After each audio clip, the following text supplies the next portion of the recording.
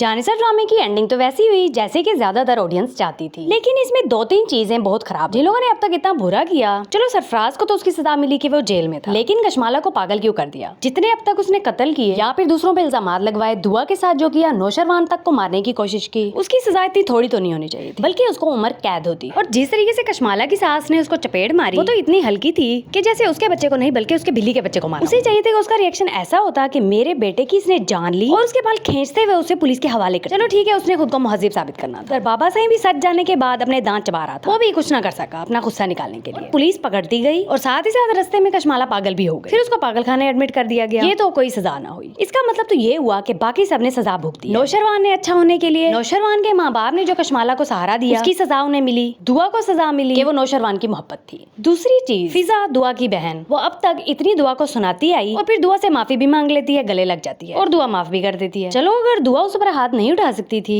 तो वो खुद को 2-3 थप्पड़ मार लेती। उसको तो पता था ना कि उसने दुआ के साथ क्या क्या किया है, और अपने जब दूसरों की बातों में आकर ज्यादती करते हैं या फिर बदगुमान होते हैं, उन्हें तो सख्त सजा मिलनी चाहिए ताकि आइंदा के लिए सबक हो। नौशरवान की भी कोई ना कोई सजा बनती, लेकिन दुआ ने जो बेवकूफियां की उसी की वजह से वो वहाँ फंसी, तो यूं थोड़ा बैलेंस हो गया। इसके अलावा जहाँ तक जाफर की बात की जाए, सबसे मुनासिब किरदार उसी का था। जिस तरीके से वो सच के साथ खड़ा रहा और सबूत इकट्ठे करने में भी दुआ की मदद की, इधर तो टाल मटोल से काम नहीं लिया जैसे तकरीबन बाकी सब किरदारों ने किया। अब दुआ के बाप की ही एग्जांपल ले लें, उसने भी शुरू में जिस तरीके से अपनी बेटियों के साथ रवैया रखा, वो लोग बहुत बुरे दलदल में फंसती गई, लेकिन बाद में जाके उसको समझ आया कि मुझे अपनी बेटियों का दोस्त बनकर रहना चाहिए था। बदलाव तो आता रहा उसके किरदार में। नौशरवान भी शुरू में सही था, ना किसी की बातों में आता था और इस ड्रामे का सबसे ज्यादा मजबूत किरदार था, लेकिन जब से कशमाला ने साजिशें शुरू की सरफराज का इस्तेमाल करते हुए, तब से वो भी चेंज होना शुरू हो गया। खैर ये ड्रामा ही है, लेकिन जिस तरीके से ऑडियंस इसको परफेक्ट चाहती थी उस तरह से नहीं हुआ, फिर इसने बहुत व्यूअरशिप गेन की। जिस तरीके से हिबा बुखारी ने दुआ का किरदार निभाया वो भी बहुत अच्छा था। इसी तरह दानिश तैमूर ने भी बहुत अच्छी एक्टिंग करते हुए नौशरवान गजनवी का किरदार निभाया। इसी कपल की एक्टिंग की वजह से ज्यादा व्यूअरशिप आई और साथ ही साथ जाफर की वजह से भी।